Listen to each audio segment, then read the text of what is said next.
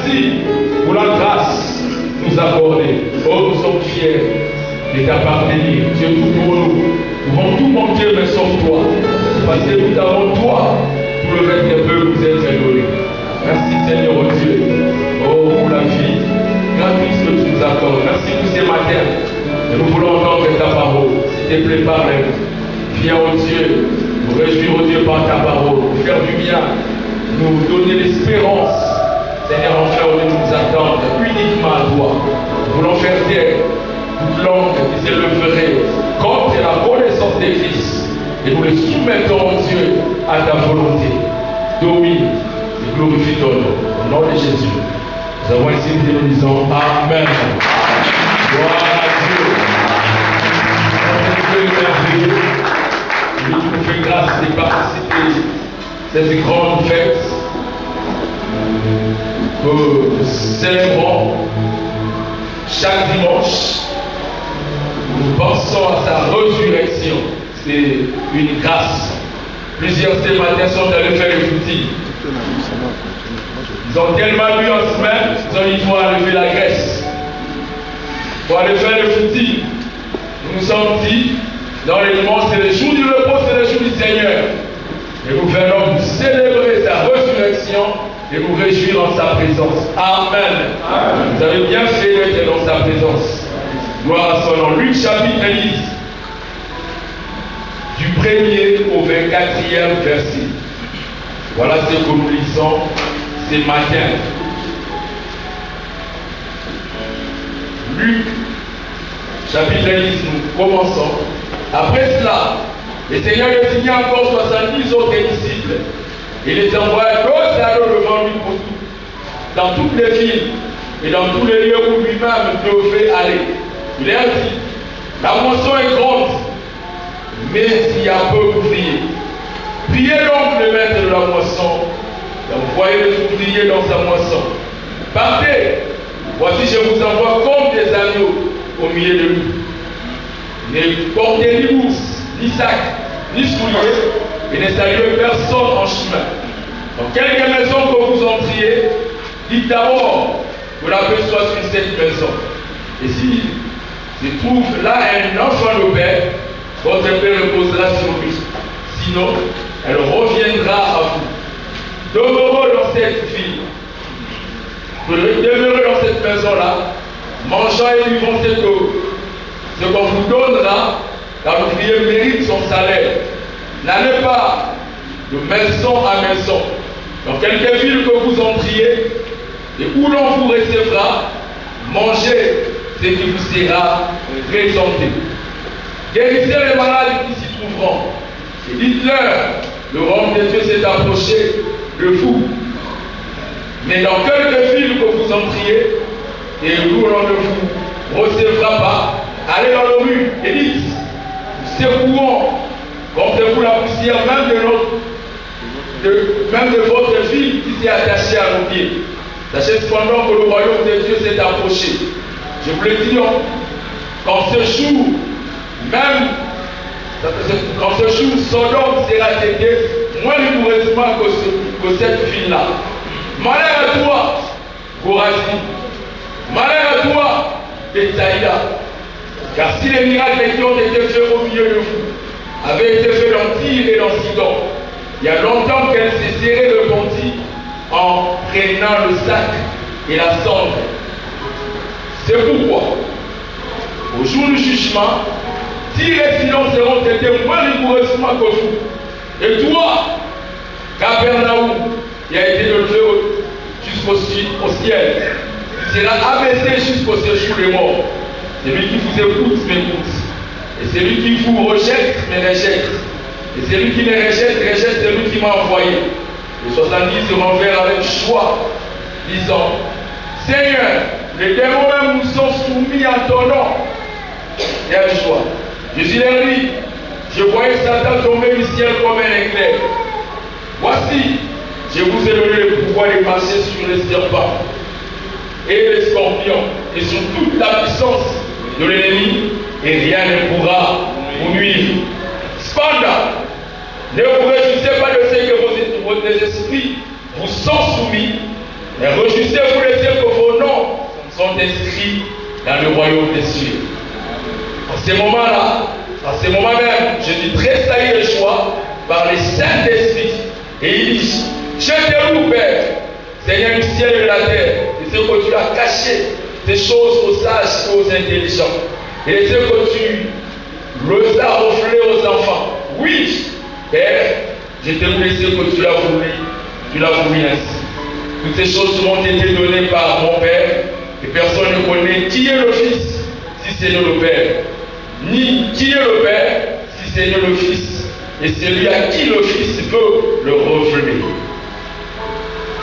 Et se tournant vers les disciples, il leur dit en particulier, heureux les ceux qui voient ce que vous voyez.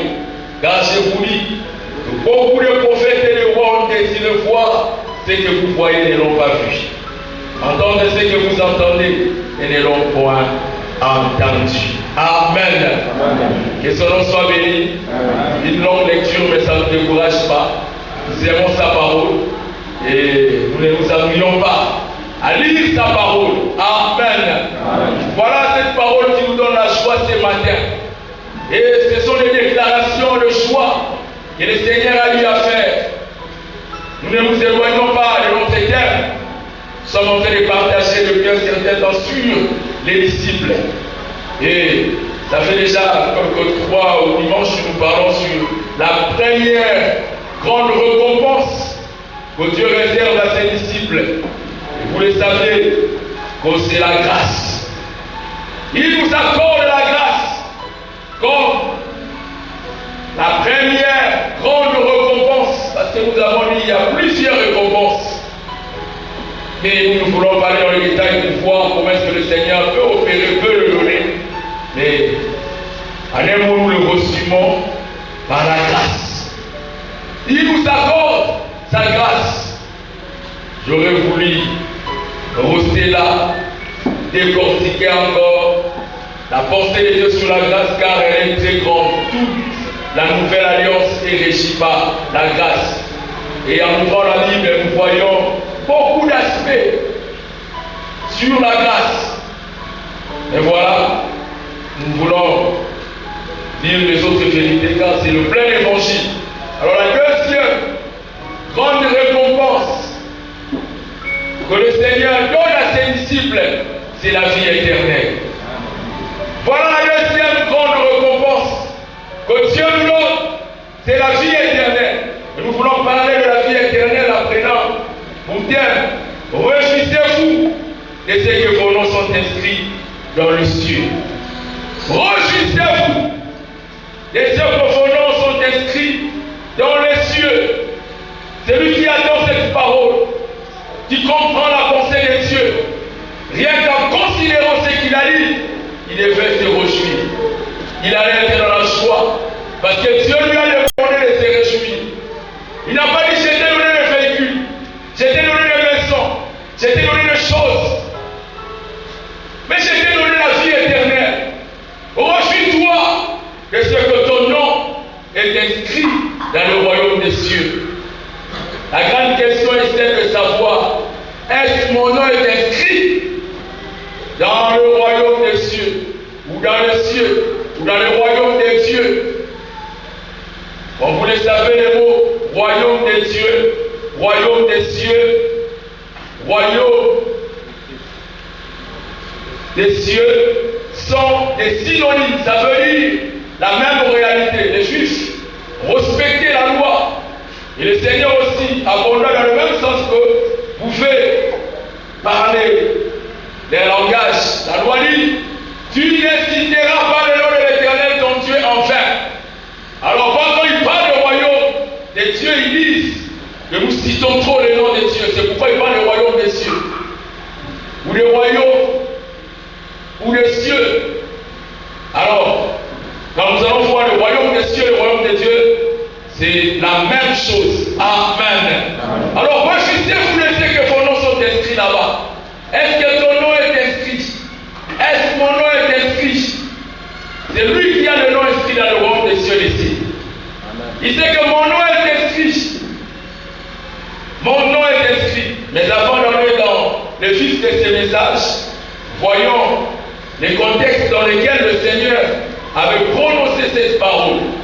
C'était comment? Et ça tombe bien parce que ça rencontre notre pensée. Il désigna 70 autres disciples. Il a confié la mission. Il est choisi. Il est divisé dans de petits groupes. Et il formait 35 groupes en tout parce qu'ils étaient au nombre de 70. Divisé par deux, ça fait 35 et les 12 autres. Divisé par deux, ça fait 6. Donc ça pouvait faire 41 groupuscules. Et le voilà parcourant toutes les rues de Jérusalem avec une seule mission. Prêcher le royaume des cieux. Gagner les âmes. Le Seigneur a besoin de beaucoup de disciples. Parce que la tâche est grande. C'est pourquoi il les envoie. Deux à deux. Allez. Pendant que l'autre Seigneur est en train de parler, toi tu intercèdes. Je vais voir un couple qui sort pour aller témoigner. Je vais voir un couple de fiancés qui sort pour aller évangéliser, pour témoigner et gagner le sang. C'est ça la mission que le Seigneur nous a confiée. Aller faire de toutes les nations des disciples. Et ces hommes le faisaient avec joie. Ils partaient facilement pour gagner le sang. Et nous devons le faire aussi, bien aimés. Si nous sommes disciples de Jésus, allez faire de toutes les nations. Ils entraient partout. Où nous entrons dans le bureau, là où vous travaillez, partagez la bonne nouvelle. À la maison, proclamez le retour de Jésus. Dites le royaume des cieux est proche. Ne faites pas passer les gens devant vous, surtout quand vous avez une parcelle de pouvoir. Vous avez un peu de moyens. Quelqu'un vient vous demander l'argent. Oui, profitez-en pour prêcher Christ. Je peux te donner, je peux t'aider. Mais je ne saurais pas t'amener au ciel, moi. C'est Jésus qui peut te sauver. Cet argent, tu peux l'utiliser, ça se terminera. Mais où passeras-tu ton éternité? Voilà celui qui comprend. Il dit, je dois témoigner. Je parlerai de Dieu aux membres de ma famille. Je parlerai de Dieu à mes semblables, à mes amis, à mes connaissances. Parce que c'est la mission que le Seigneur nous a confiée. Et au verset 1, il dit, la moisson est grande, mais il y a peu d'ouvriers. À l'époque où le Seigneur est en train de parler, la population mondiale n'était pas à plus de 20 millions de personnes. Non. Mais il dit, la moisson est grande. Aujourd'hui, les statistiques révèlent que la population mondiale est à plus de 9 milliards. Faites les calculs. Si à l'époque il pouvait dire la moisson est grande et qu'il y a peu d'ouvriers, à plus forte raison aujourd'hui. Et nous avons atteint plus de 9 milliards de personnes. Nous avons besoin de beaucoup d'ouvriers. Mais le Seigneur ne dit pas de vous débrouiller. Pour qu'il y ait des ouvriers dans ma moisson, qu'est-ce que vous devez faire? Prier au maître de la moisson, afin qu'il envoie des ouvriers dans sa moisson. C'est comme ça que ça fonctionne. Et pourquoi je me plains de tous ces hommes qui disent, je n'ai pas de fidèles, je n'ai pas de hommes pour me soutenir. Vous avez Dieu. Il peut vous envoyer, vous seuls, à la forêt équatoriale, où les gens ne le connaissent pas. Il a dit, priez au maître de la moisson et il enverra des ouvriers dans sa moisson. C'est sa parole. Parce qu'il faut que beaucoup d'âmes soient gagnées. Il faut que l'évangile atteigne plusieurs personnes. Mais la force du succès, la clé du succès, c'est dans la prière. Priez au maître de la moisson et il enverra des ouvriers. Et une moisson qui est faite par la prière, une œuvre qui est bâtie par la prière, une œuvre qui compte sur le Seigneur, cette œuvre-là connaîtra le succès. Cette œuvre-là ira de l'avant, accomplira la volonté de Dieu. Oui, par la grâce de Dieu, l'année prochaine, nous aurons 3 ans.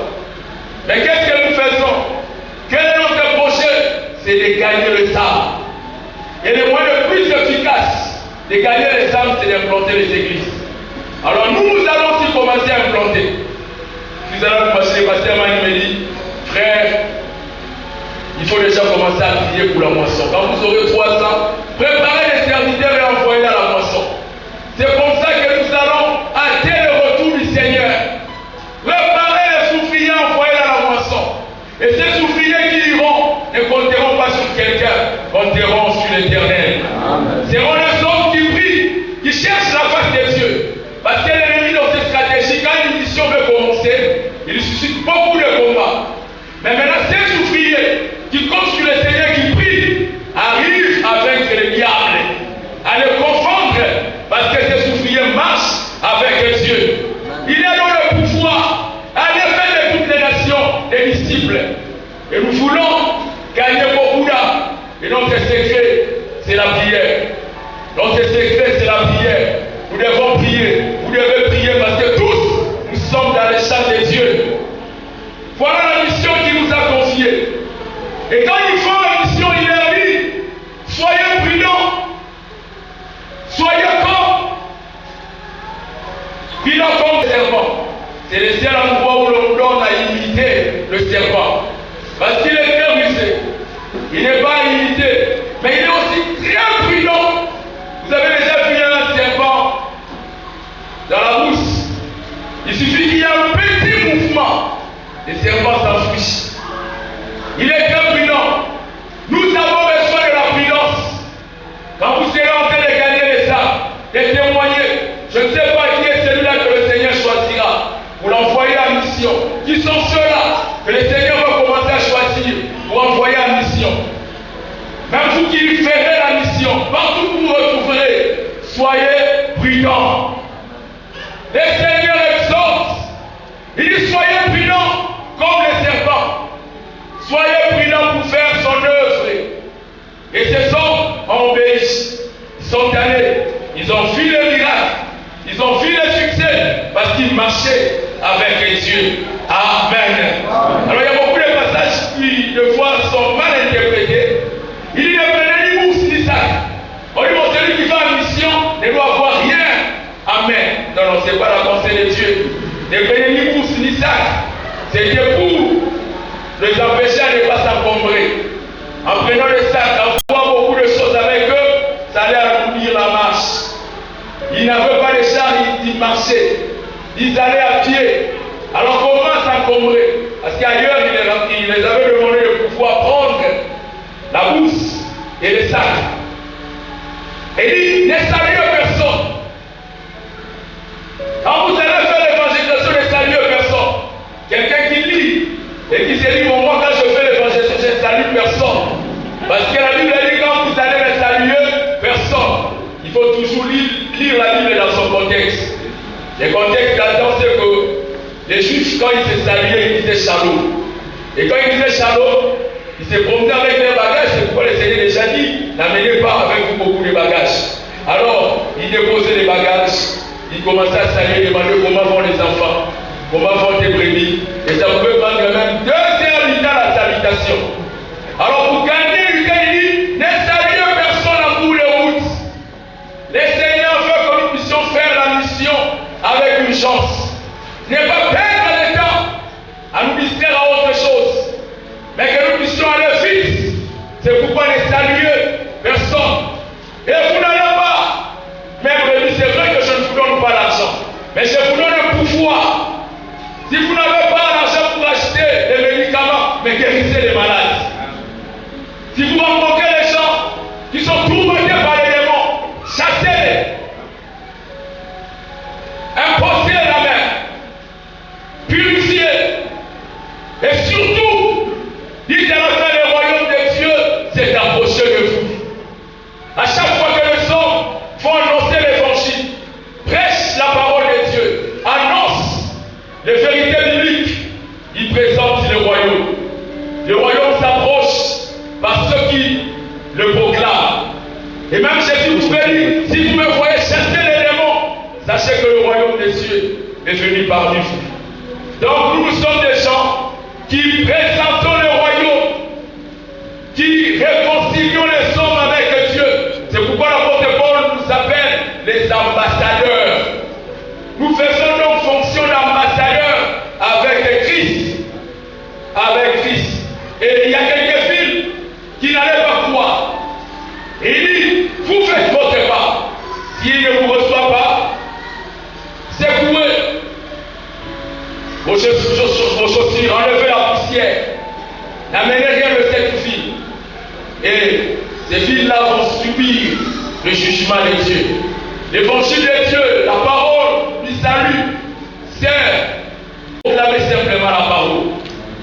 Les gens de campus pour Christ disent, l'œuvre du ministère consiste à annoncer simplement l'évangile et le résultat appartient à Dieu. C'est lui qui convertit les cœurs. C'est lui qui contrôle toutes choses. Nous, notre part consiste simplement à annoncer l'évangile. Alors, ces hommes qui avaient bien accompli leur mission, ils revinrent auprès du Seigneur avec joie. Ils se réjouissent. J'aimerais vous présenter les grands secrets de la joie. C'est que soyez les gagnants d'âme. Les gagnants d'âme sont des hommes joyeux. Parce qu'il y a de la joie au ciel lorsqu'une âme se répand. Et vous qui provoquez la joie au ciel, Dieu vous la communique aussi sur la terre. Vous serez joyeux. Ces hommes retournent avec joie. Ah, nous avons gagné les âmes. Et même les démons nous sont soumis. Je pense, je m'imagine, l'autre était en train de voir comment est-ce que les démons étaient en train de faire rouler la personne par terre. Parce que les démons ne font sortent comme ça, avec un fracas. L'autre fois, ils sortent silencieusement. Quelquefois, ils peuvent sortir comme ça, sans agitation. Et ces hommes étaient dans la joie de voir ces choses. Ah, que Dieu nous fasse vivre ces choses. Mais seulement, ça ne doit pas être, et ça ne doit pas être les sujets de notre principal choix. Non, notre principal choix est dû au fait que nos noms sont inscrits dans le royaume des cieux. Les disciples ont oublié que leur nom était inscrit dans le royaume des cieux. Ils se contentent de voir les démons être chassés, de voir les guérisons être opérées, de par plein de choses. Ils sont limités par le matériel, par ce qu'ils voient. Et les disciples n'ont pas changé. Même les disciples d'aujourd'hui, ils ne se réjouissent pas trop du fait que leurs noms sont inscrits dans le royaume des cieux.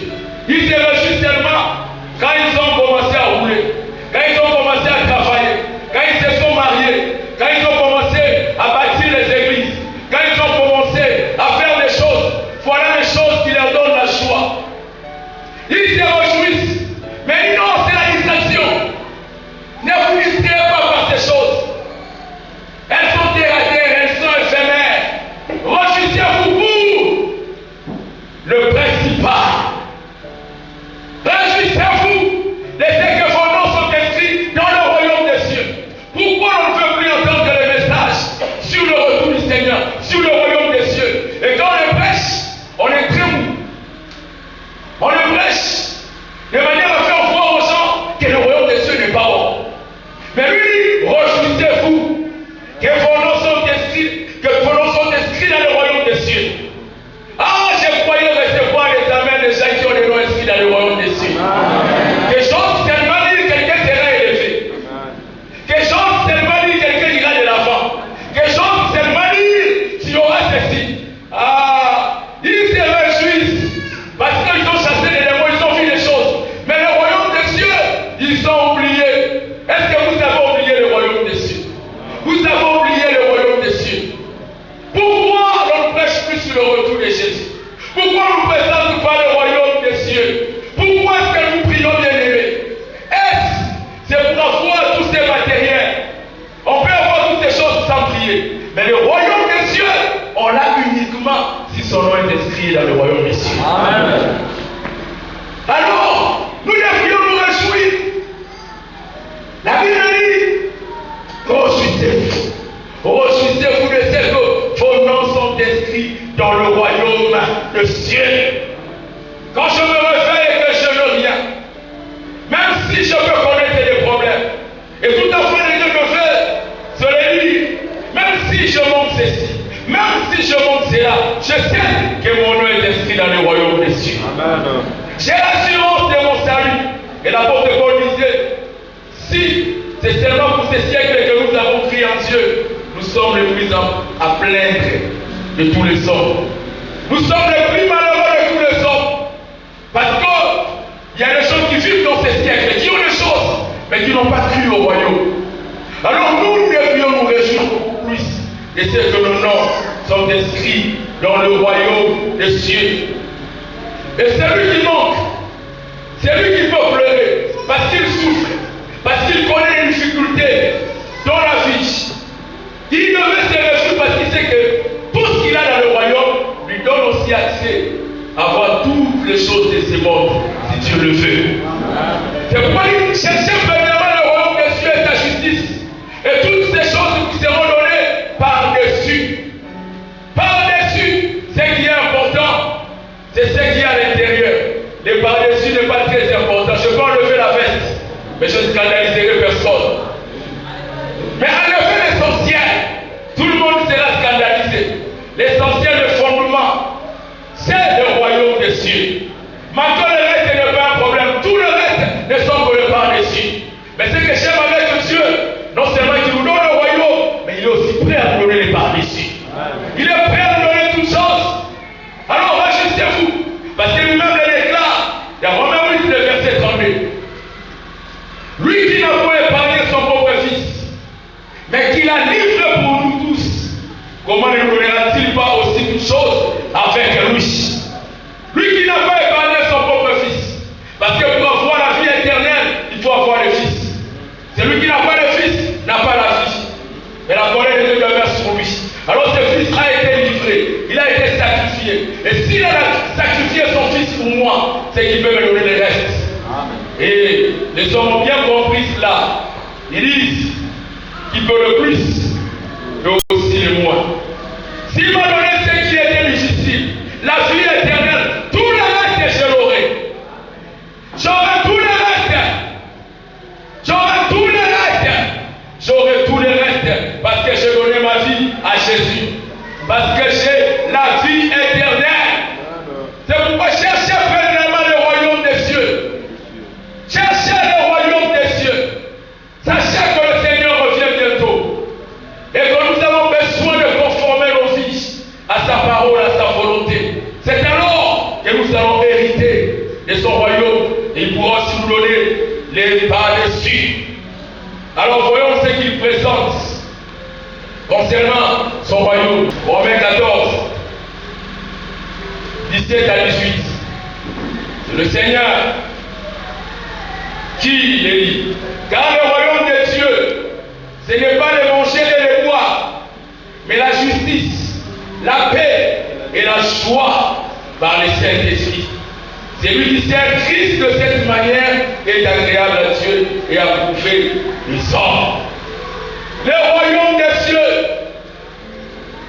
ce n'est pas le manger, ce n'est pas le boire, mais c'est la paix, la justice, par le Saint-Esprit.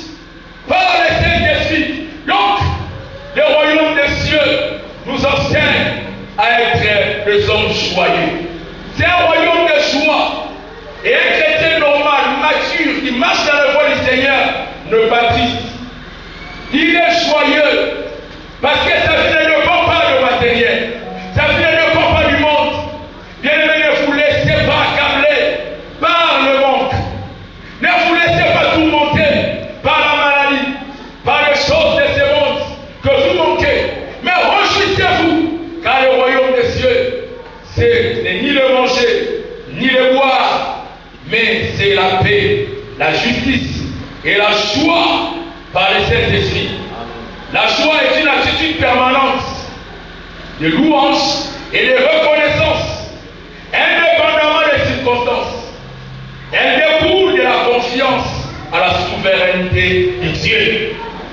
C'est une attitude de permanente louange, de confiance à l'Éternel. Parce que je m'attends à Dieu. Je sais qu'il interviendra. Je sais qu'il va opérer. Moi, je suis dans la joie. Je vis la joie. Au ciel, il n'y aura pas la tristesse. Et le royaume de Dieu est à la fois présent et aussi eschatologique. C'est-à-dire, il est aussi à venir. Quand le Seigneur dit, le royaume s'est approché, nous qui avons reçu Jésus, nous avons déjà le royaume demeurera en nous. C'est donc qu'il est dit dans Jean chapitre 17, le 3e verset. Or la vie éternelle, c'est qu'ils te connaissent toi, le seul vrai Dieu, et celui que tu as envoyé, Jésus-Christ. Alors parce que nous sommes dans le royaume, nous nous réjouissons, nous sommes heureux, nous n'avons pas de soucis, nous n'avons pas de haine, nous n'avons pas de jalousie, nous n'avons pas de rancune, nous n'avons pas un mauvais cœur qui murmure contre les autres, mais nous sommes des hommes joyeux. Nous vivons la vie de Dieu et Dieu nous épanouit de cette façon. Dieu serait injuste s'il rattachait le fait d'avoir la joie au matériel, parce qu'il ne donne pas tout le monde le matériel de la même manière. Non, Dieu nous a donné de commun la vie éternelle. Nous avons tous un héritage commun, la vie éternelle. Et ces derniers nous donnent de la joie. Et l'enfant de Dieu qui comprend ces choses vivra dans la joie, marchera joyeusement parce qu'il est dans le royaume. Alors quand je méditais, en considérant toute la pensée biblique, je me suis demandé, qu'est-ce qui fait que les gens ne puissent pas avoir la joie? Même alors qu'ils ont les noms inscrits dans le royaume des cieux. Qu'est-ce qui justifie le fait que les hommes ne puissent pas bien vivre la joie, vivre avec joie, alors que le Seigneur dit que le royaume des cieux nous procure cette grande joie? J'ai trouvé 3 réponses et je partage rapidement. Qu'est-ce qui fait que les hommes puissent manquer la joie? C'est le manque d'une bonne communion avec le Saint-Esprit. Voilà la première raison qui fait que les hommes puissent manquer la joie. Le manque d'une bonne communion avec le Saint-Esprit. Parce que c'est passage de Romains 14, verset 17, la partie dit, et la joie par le Saint-Esprit. C'est le Saint-Esprit qui donne la joie. C'est lui qui nous communique la joie. C'est lui qui fait que nous soyons en permanence dans la joie. Que nous puissions être continuellement dans la joie. C'est pourquoi je vous exhorte, bien-aimés, d'avoir une bonne communion avec le Saint-Esprit. De désirer le Saint-Esprit. Car c'est lui qui donne la joie dans le cœur. D'ailleurs, la joie est un fruit de l'Esprit. C'est-à-dire c'est l'Esprit qui produit la joie en nous. Et si vous n'avez pas une bonne communion avec lui, comment pourriez-vous avoir la joie? Comment pourriez-vous avoir la joie? Nous avons besoin d'être continuellement en communion avec le Saint-Esprit.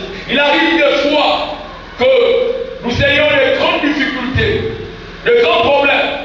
Mais quand vous vous présentez devant Dieu, vous commencez à prier, vous cherchez sa face, vous désirez sa communion, vous sortez dans sa présence tout joyeux. Je ne sais pas si cela vous est déjà arrivé. Il ne vous a pas donné le matériel, mais vous vous sentez épanoui. Vous n'avez pas l'argent pour payer le loyer, mais vous êtes à l'aise. Parce que le Saint-Esprit, c'est un consolateur. Amen. Il manque le mariage, là j'avance. Mais il est aussi joyeux. La sœur joyeuse, elle s'est jamais reçue dans le Seigneur. Je suis heureux parce que je marche avec mon Dieu. Il me console, il me donne la véritable consolation. Bien-aimés, ne ratez pas la joie en fouillant la présence de Dieu. Quand vous venez dans sa présence, il vient vous combler. Lisez la vie des disciples de Jésus. On les persécuté, mais ils étaient joyeux. On les frappe, mais ils sont joyeux. Pourquoi? Et ça a étonné plusieurs. Lisez l'histoire de l'Église. Des hommes qui étaient jetés dans les arènes, dans le fosse au lion, dans le feu. Mais quand ils allaient, ils ne vomissaient pas. Ils bénissaient. Ils étaient joyeux à cause de la communion du Saint-Esprit.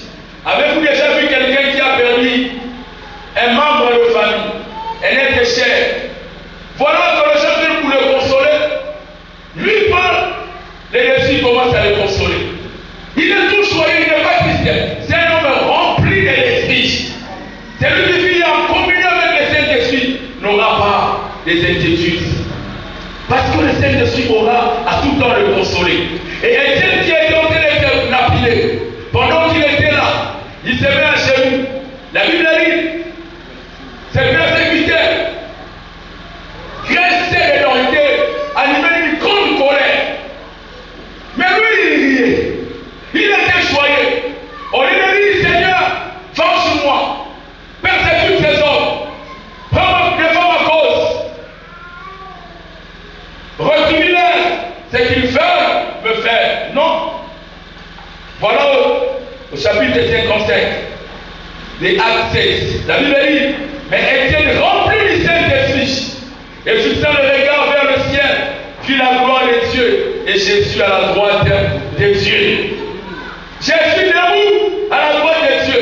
Pourquoi Étienne, tu n'es pas tourmenté, tu n'es pas triste alors qu'on est en train de te lapider. Tu meurs. Tu es en train de mourir, Étienne. Mais la Bible dit, rempli du Saint-Esprit.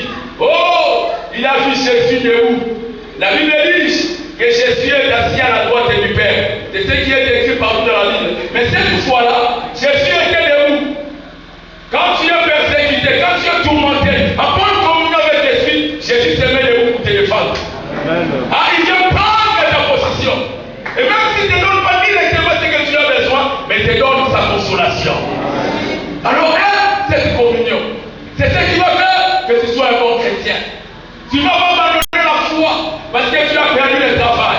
Tu ne vas pas abandonner la foi parce que ça devient très difficile.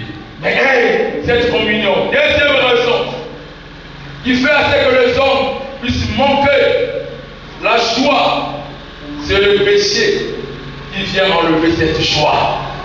Le péché, c'est un grand ennemi de la joie. Il enlève la joie. David l'a connu. Il a pleuré quand il avait péché. Lisons, Psaume 51, 12 à 14. Il est en train de prier. Et il dit à Dieu, Psaume 51, 12 à 14. Oh Dieu, crée en moi un cœur pur. Renouvelle en moi un esprit bien disposé. Ne me rejette pas loin de ta face. Ne me retire pas ton esprit saint. Rends-moi la joie de ton salut. Et qu'un esprit de bonne volonté me soutienne. David avait péché avec Bathsheba, la femme du riche. Il avait même tué son mari. Et voilà, lui qui avait l'esprit de Dieu, parce qu'à l'époque l'esprit de Dieu n'habitait pas en permanence dans le sol. Mais il venait pour des moments particuliers, pour des missions particulières auprès de quelques personnes qui avaient reçu un mandat de la part de Dieu. Alors David, lui qui avait le Saint-Esprit, il avait péché. Il a envie de prier, il dit, Seigneur, ne m'enlève pas ton Esprit Saint. Donne-moi la joie de ton salut. Le Saint-Esprit en moi me donne la joie. Mais maintenant je péché, je manque cette joie. Les enfants, quand ils vont à l'église, ils sont joyeux. Quand vous les voyez dans les rencontres, ils sont très joyeux. Ils sont très joyeux quand ils gardent la crainte de Dieu. Dieu leur donne sa joie. Mais David avait perdu la joie. Et il demandait, Dieu, ne m'enlève pas ton Esprit Saint. Ne m'enlève pas. Dans la nouvelle alliance, l'Esprit ne nous est pas enlevé quand nous commettons le péché. Mais par contre, le Saint-Esprit est attristé. Il est étouffé et son action même est éteinte. Alors, c'est lui qui devait nous donner la joie. C'est lui qui devait nous rendre heureux. Quand nous l'attistons, quand nous l'étouffons, quand nous éteignons son action, lui aussi il est triste. Par conséquent, nous aussi nous serons tristes. C'est ce qui justifie le fait que beaucoup de gens, beaucoup de hommes qui ont les noms inscrits dans le royaume des cieux n'ont pas la joie. Si vous voulez vivre cette joie, craignez Dieu. Demeurez dans sa crainte et il vous donnera continuellement sa joie. Ne me retire pas ton Esprit Saint, mais donne-moi la joie de ton salut.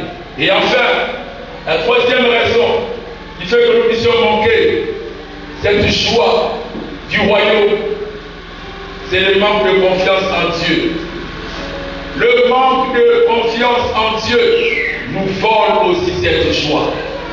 C'est lui qui ne fait pas confiance en Dieu. C'est lui qui est buté à des difficultés. C'est lui qui fait face au tourment.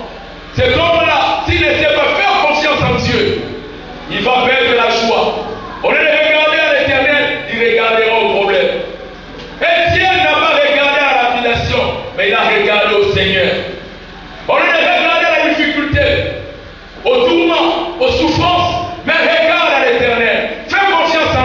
et ceci te donnera la joie. Matthieu 6.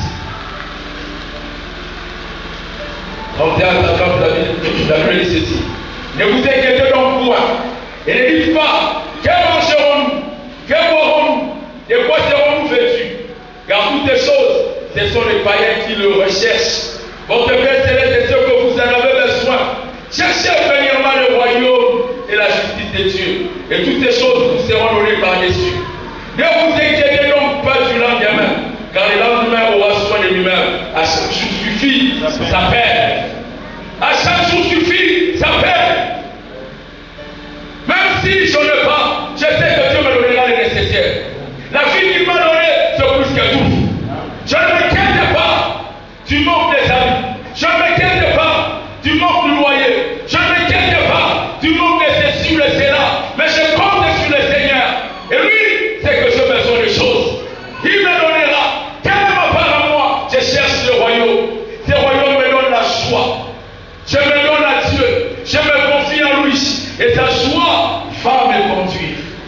Je vivrai dans la joie. Je serai un homme joyeux. C'est ça la pensée de Dieu pour nous. Réjouissez-vous de ce que vos noms sont inscrits dans le royaume des cieux. Réjouissez-vous. Nous avons lu à l'introduction, pour avoir son nom inscrit dans le royaume des cieux, il faut donner sa vie à Jésus. Ça commence par là. Il faut croire en lui comme son Seigneur et Sauveur personnel. Faire fi au monde, dire non au monde et venir auprès de lui pour vivre sa vie. Et c'est lui qui a le nom inscrit dans le royaume des cieux peut aussi voir son nom être effacé. Dieu veut effacer les noms des gens qui avaient inscrit leur nom. Et c'est si les gens le voyons dans Exode, chapitre 32, le verset 32. Quand les enfants d'Israël avaient péché, Moïse se présente auprès de Dieu. Il dit, Seigneur, efface mon nom dans le livre de vie. Efface mon nom. Donc c'est possible que son nom soit effacé. Efface mon nom. Dieu dit, je n'effacerai pas ton nom. Mais celui qui a péché, c'est celui-là que je effacerai le nom. C'est celui-là que je effacerai le nom. Quelqu'un se dit, mais ça c'était dans l'ancienne alliance. Même dans la nouvelle alliance, j'aimerais te rassurer que le Seigneur efface les noms. Effacer les noms, venir en d'autres termes, perdre le salut. Ne pas passer son éternité avec Dieu. Apocalypse 21, c'est à 8. Apocalypse 21, 7 à 8. Celui qui vaincrait, il dira ces choses. Je serai son Dieu, il sera mon fils. Mais pour les lâches, les incrodules, les abominables, le meurtrier, les débauchés, les magiciens, les idolâtres et tous les menteurs, leur part sera dans le temps ardent de feu et de soufre, ce qui est la seconde mort. N'avez-vous jamais vu un chrétien qui vit dans la débauche? N'avez-vous jamais vu un chrétien qui abandonne la vie de Dieu pour aller trafiquer avec les puissances impures? Il devient magicien, il devient occultiste, il devient féticheur. Lui qui était enfant de Dieu, il commence à pratiquer le péché. Et s'il devient public, adultère, pensez-vous qu'il va hériter le royaume des cieux? Parce qu'il dénonce les impudiques, dénonce les adultères, dénonce les idolâtres, les magiciens. C'est qui trafique avec l'occultisme. Il a voulu gagner dans la vie. Et il est allé toucher aux choses. Même les hommes de Dieu qui font le miracle parce qu'ils trafiquent avec les puissances impures. Pensez-vous qu'ils iront au ciel? Et ces hommes n'étaient pas convertis. Quelques-uns d'entre eux étaient convertis. Mais à cause du souci de ce monde, ils ont perdu la foi. Ils ont perdu la foi. Ils n'ont plus leur nom dans le royaume des cieux. Quand le Seigneur se présentera, personne n'héritera de son royaume parce qu'il avait beaucoup prêché. Personne n'héritera de son royaume parce qu'il avait fréquenté beaucoup l'église. Personne n'héritera de son royaume parce qu'il avait fait le don à l'église. Personne n'héritera de son royaume parce qu'il avait beaucoup prié en faveur de l'église. Personne n'héritera de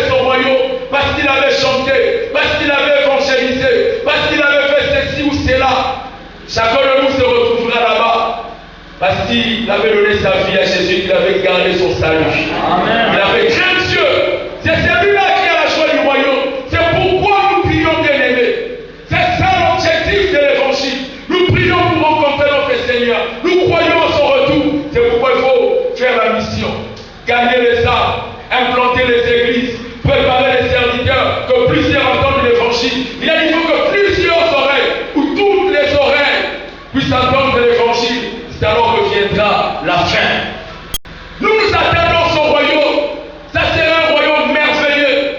La Jérusalem céleste, une ville pavée d'or. Il n'y aura pas de larmes, il n'y aura pas de souffrances, il n'y aura pas de difficultés, il n'y aura pas de haine. Nous allons bien vivre. Nous attendons ce retour. Et ne me dites pas, je n'ai pas encore ceci, je n'ai pas encore cela. Que Jésus ne revienne pas. Jésus reviendra. Et ce que tu n'as pas eu sur la terre, tu pourras le récupérer au ciel.